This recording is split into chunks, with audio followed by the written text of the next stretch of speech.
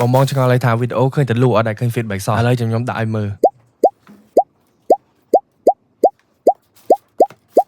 អញ្ចឹងនេះក៏ជា feedback ចាស់ៗហើយនឹងមាន feedback ផ្សេងទៀតចាំផុសនៅវីដេអូក្រោយឥឡូវចូលមកដល់ order ទី1គឺ Dior Sauvage Elixir ហើយយើងក៏បានថែម tester ឲ្យគាត់ដែរគឺ tester របស់ Dior Vanilla Dior Rama និយាយទៅខែនេះគេថា Dior Sauvage Elixir នឹងលក់ដាច់ខ្លាំងមែនតើបងបុកមកទិញច្រើនមែនតើតាមហើយ order ទី2គឺបងក៏យកជាមួយនឹងខ្លួនរបស់ Creed Aventus ហើយនឹង Burberry Her Petal Limited និយាយទៅក្លិន Burberry Her នេះគេថាលក់ដាច់មែនតើពេលច្រើនបងយកទៅគេថាពេញចិត្តគ្រប់គ្នាហើយ order ទី3គឺ LV Symphony ហើយនឹង Chanel Chain Earth Splendid 2025សម្រាប់បងស្រីៗចង់បានក្លិនប្រើប្រចាំថ្ងៃពីរនេះគេថាត្រូវមែនតើ order ទី4គឺ Dior Sauvage EDP ក្លិនមួយនេះពេលច្រើនបងស្រឡាញ់ជាប់ចិត្តតាមហើយ order ទី5គឺ LV Imagination ក៏បានឲ្យយើង say note ឲ្យដៃគូរបស់គាត់ផងដែរគេថា sweet មែនតើតាមដង order ទី6គឺ LV សម័យទៀតហើយគេថាក្លិននេះមិនបាញ់និយាយទេបងពេលច្រើនស្គាល់ហើយល្បីមែនតើល្អមែនតើ order ទី7គឺ Dior Sauvage EDP ទៀតហើយក្លិនប្រុសពៀនល្អមែនតើ order ទី8ក៏នៅតែ Dior Sauvage EDP ដែរនិយាយទៅក្លិននេះគេថាលក់ដាច់មែនតើតាមដងចូលដល់ order ទី9គឺនៅតែ Dior Sauvage EDP ទៀតហើយ order ទី10ចុងក្រោយគឺថា LV សម័យក្លិននេះគេថាឈ្ងុយមែនតើចេញមកក្រូចស្រស់ស្រាយយ៉ាងហឹលលក្ខណៈតាសាប៊ូ